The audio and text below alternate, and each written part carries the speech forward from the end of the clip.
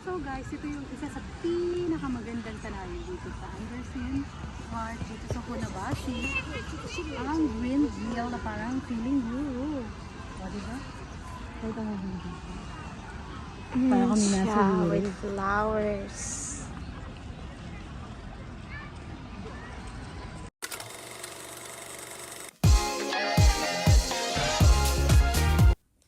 Scan to subscribe. Hanggang 9:30 at 3:30 lang sila.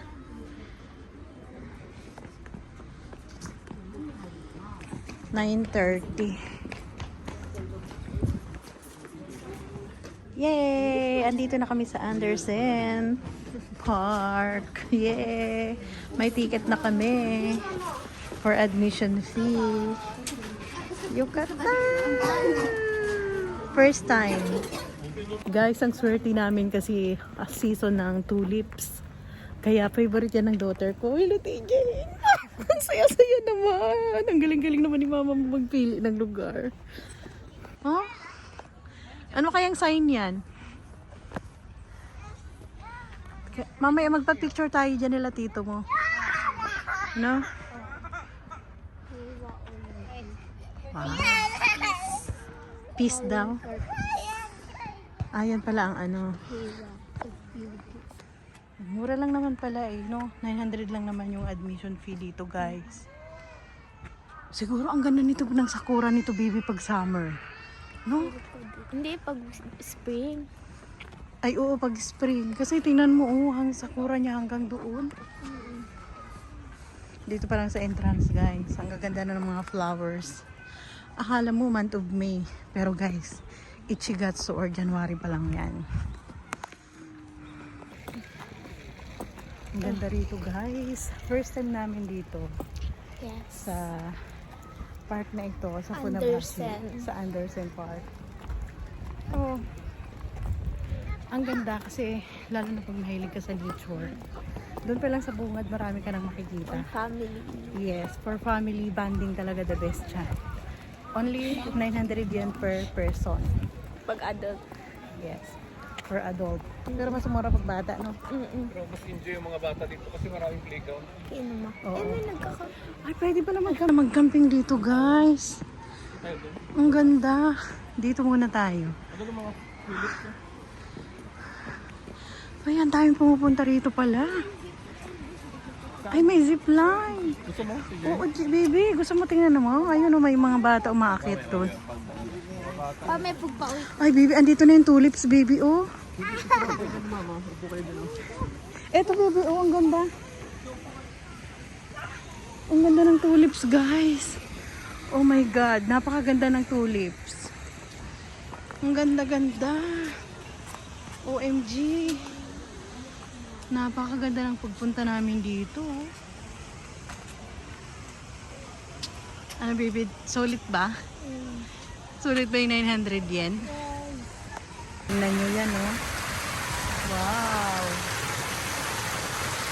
Ang ganda rito. I love it. Ang ganda ng tulips. Grabe. Nakakahanga yung tulips. Nakahanga siya, oh.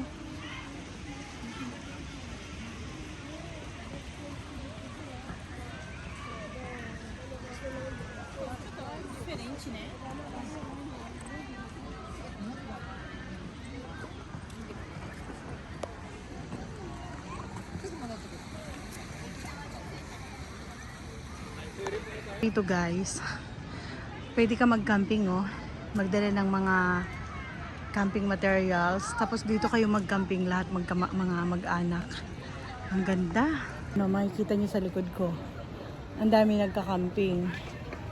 O, di ba? Pwede mag-camping, bibi, ano? Hinahanap namin, guys, ni TJ yung ano, yung windmill dito sa Anderson Park. Hindi namin alam kung saan banda. Bibi, pwede mo naman yan i-search sa Google Map, di ba? Kung ilang minuto pag nilakad. Meron ako nakita ditong tulips na ano, kulay pink, guys. Pakita ko sa inyo. Ang ganda.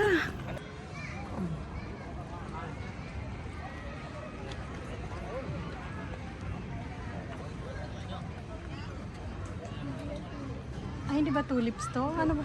Kamukha kasi ng tulips eh. Pero triple, ano sa petals. Hawig lang ano eh, pati yung puno niya. Ano yan? Baby, ano yan kung hindi siya ano, tulips? Ibang flower yan. Baka dun, no? Sige. Baka kung mag-vlog ka kasi sabihin mo kasi nintay, wait lang, may kukunin. Yan. Anderson Park.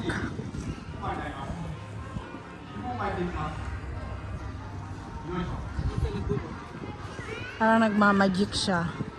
Ang dami nanonood doon. Nagmamagic siya si Jane. Ang dami nanonood. Ano, bebe? May kawak. Ay, parang Oo, yun nga ang lake na nakita ko. Para siyang may lake. Hindi ko alam kung man-made. Eh, yung tulips yun, baby, yung may yellow. I-ano natin? Tingnan natin. Tingnan natin yung mapa. Ayan yung map. Oo.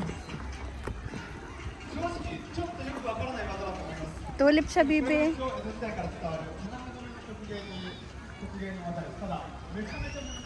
Halika, picture tayo dito. Anong place? Wow. Para siyang merong man-made lake.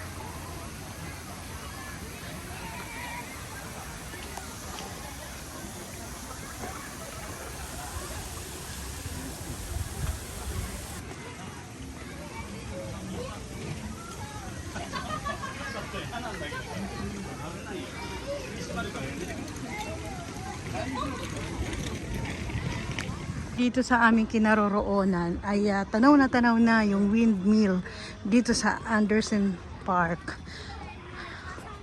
Ang ganda. Anderson. Wow. Feeling ko nasa Europe tayo ba?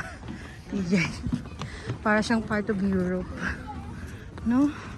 Ang dami pa ano ng mga hanging. Ay, may boating. May mga nagbo-boating, oh.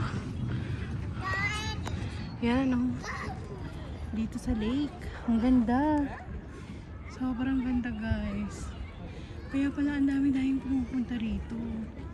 Kasi Nakatry ka na yan? Dito. Gusto mo i-try? Nakatry na kami ni mama niyan eh. Yung nasa fishing kami. ang ganda. Try Grabe. natin mga kay CJ, no? Gusto mo, baby, i-try? Sige, mamaya. Try natin eh. Para ma-experience mo.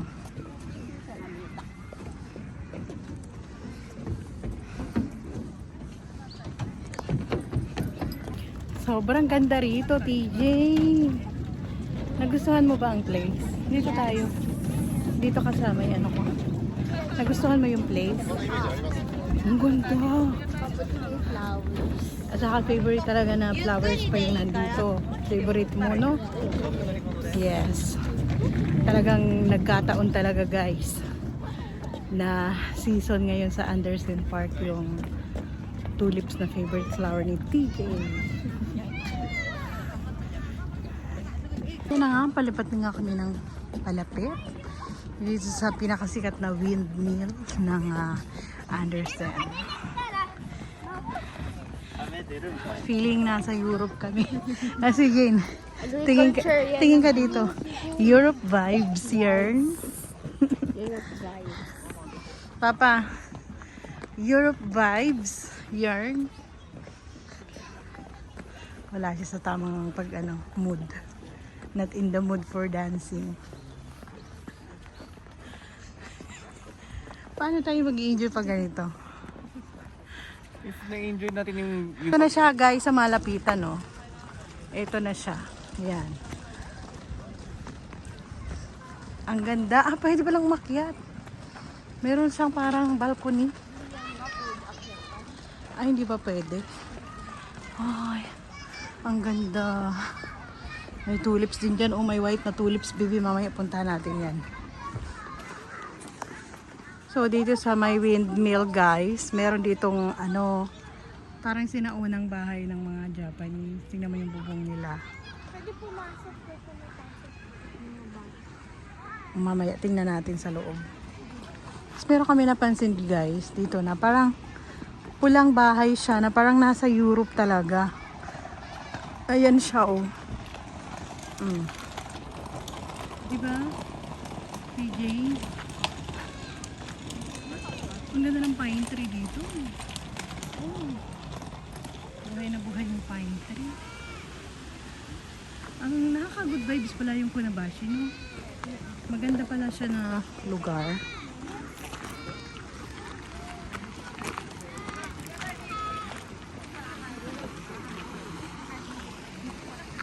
Ayan, pwede kang bumili dyan, baby. Kaso pila. Oh, ayan siya, guys. Oh.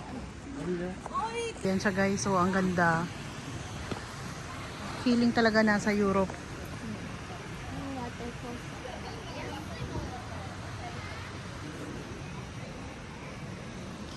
May gusto kayong kainin, TJ, ni tito mo?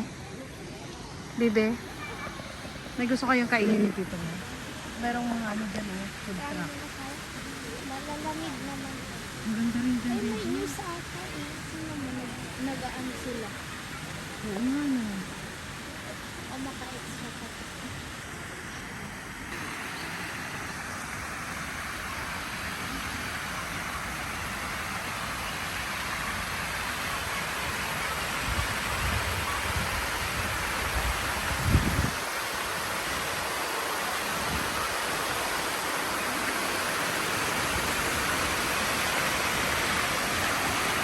Extra mga... No, bebe.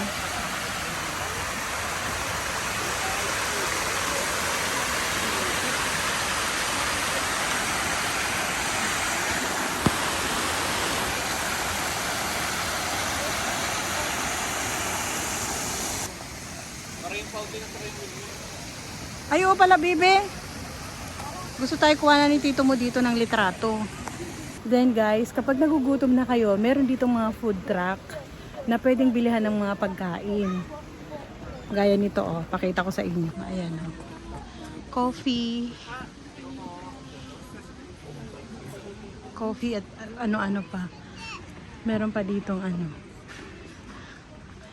Coffee and bread. Ito papa, oh, coffee and bread. Ayan, oh. Parang Italian. Gusto mo ikaw? Kayo, gutom na ba kayo? Hindi naman, yung makukot lang sana. Blend coffee, oh. Blend coffee. Ang cute, oh. Para siyang, ano, maliit na community. Tapos ginawa nila ng garden. Oh, di ba? May mga bahay ang cute. Maliliit. So, this time, titingin muna kami ni TJ ng pang-umiyagi. Baka meron kaming matipuhan. Let's go! Let's go inside! Pasok tayo dito sa umiyagi.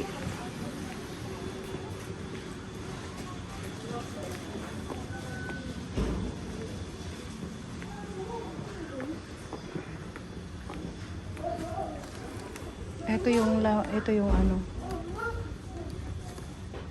27 pieces.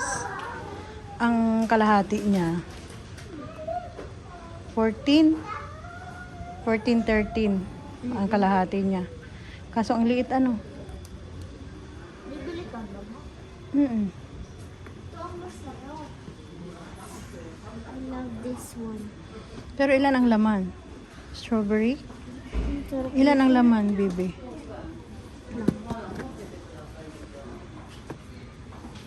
Hindi nila kailangan kita ang mukha mo. 10. Ay, Diyos ko. Pero ang sarap. Parang gusto ko bumili dito. 10. Tapos, pag dalawa, 864. Magkano ang ano? Sing rupiak yen, guray. Sing rupiak yen. So, ito na lang. Patingin nga ng itsura. Ito yung itsura niya pag pinamigay. Paano mo Pagkain ko lang. Paano mo natikman yan, TJ? Ano, pag yung mga estudyante ko, parang nagpupunta sa ibang Talaga? Strawberry flavor talaga? Hindi, may iba-ibang flavor, pero ito masarap. Masarap to makamis. Ito, may emo tart din siya. Ilan ang laman? 6 lang, ano? Mas marami to, malalaki pa. No? So, dito na lang tayo. Yung isa, ano yan? Lemon. Okay na yan, baby. Guys, ang Europe, kilala sa mga cheese. Kaya may mga makikita ka ditong cheese. Gaya nito, oh. Ayan. Ito mabenta to ah. Ito na lang natira oh, isang piraso. Magbenta siya. Cream cheese.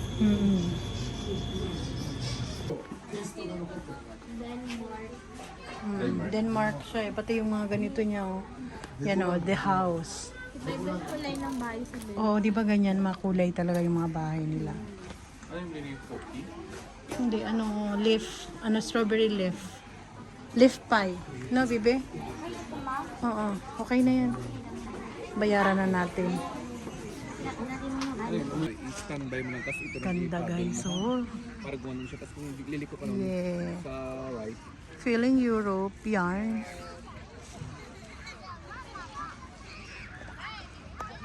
Oh, nasa Feeling Europe yarn. Tingnan nyo naman guys, oh, pak! O diba, ang ganda-ganda dito sa Anderson Park. Dito lang yan sa Funabashi.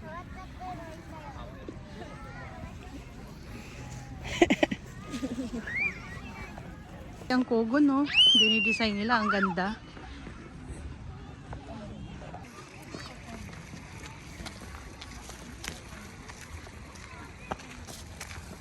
Wow, para tayong ano, nasa old era ng mga European. Ay, Japanese ba to? Hindi European. Ay, Europe ba? Akala ko Europe eh. Ito kasi yung mga unang bahay ng mga taga-Europe. Ayan o. So, nakalagay siya dito sa may Anderson Park. Yan ang mga sinauna nilang bahay. Kung sa Pilipinas, bahay kubo. Sa kanila naman ganito naman ang style ng kanilang bahay. Ano ba to? Wood? Ba, semento ah.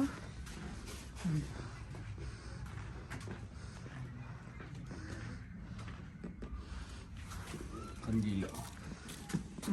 Mga sinaunang ano ng mga European. Paggawa ng tela. Ang lamig dito, no? Ang sarap kasi malamig talaga pala yung ganyang bubong. Sa atin naman anahaw. O kaya dahon ng coconut. No, baby, no? Ang ganda.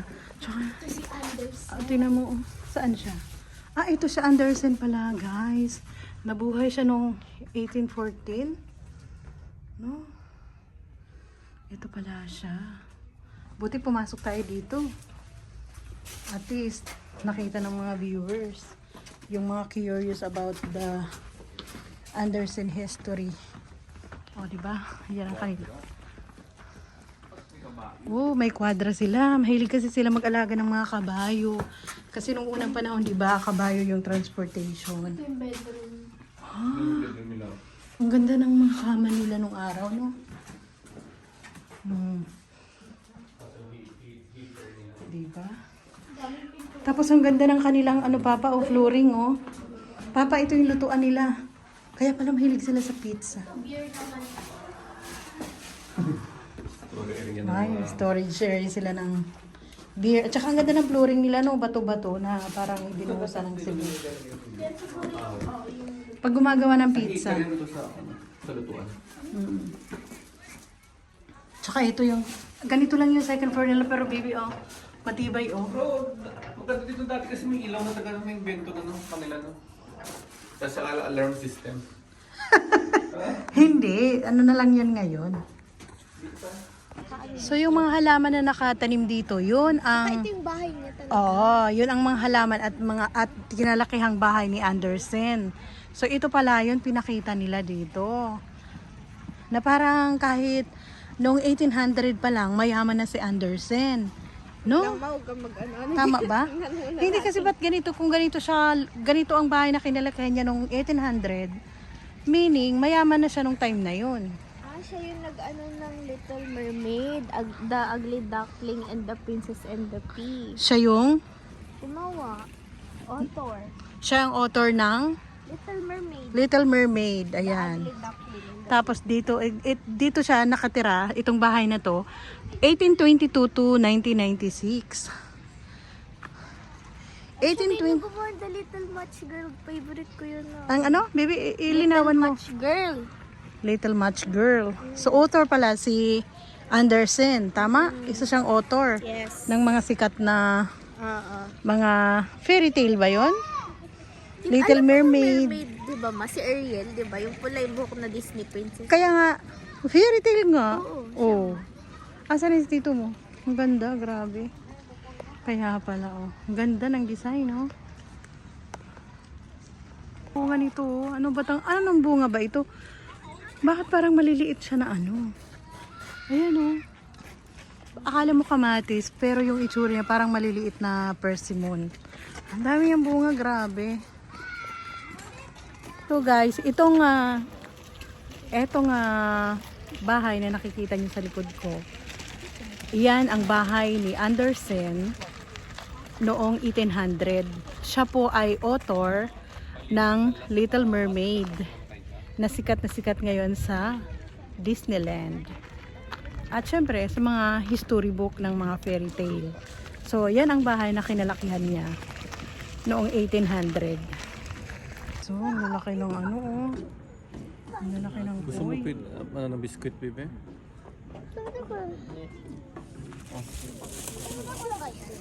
Pwede yata, no? Hindi, Papa, may binibigay talaga yan dyan na feeds. Baka pagalitan tayo pag ano. Ang lalaki, no? Grabe, ang tataba ng koy dito. Hindi yata kinakain yan, baby. Tingnan nyo naman, guys. So, napasok namin na gubat. Ang ganda, oh. Diba? Panalo ang ganda dito sa gubat na to. Hindi ka matatakot. Ganda ng, ng view. No, T-Jane? First time ko makakita ng ganitong gubat na hindi nakakatakot pasukin. Hindi siya masukal. Pero siguro pag summer, masukal dito. Winter lang kasi, kaya ganito eh. Ang ganda. Kahit dyan, ang ganda magpa-picture dyan, oh. Tingnan mo. Bakit? Picture tayo. Ganda kasi. Please follow me on Instagram, TikTok, and Facebook. And if you're new in this channel, please subscribe and don't forget to click the notification bell so that you are updated to our next videos. To those who wish to get a shout out from our video, please comment down below.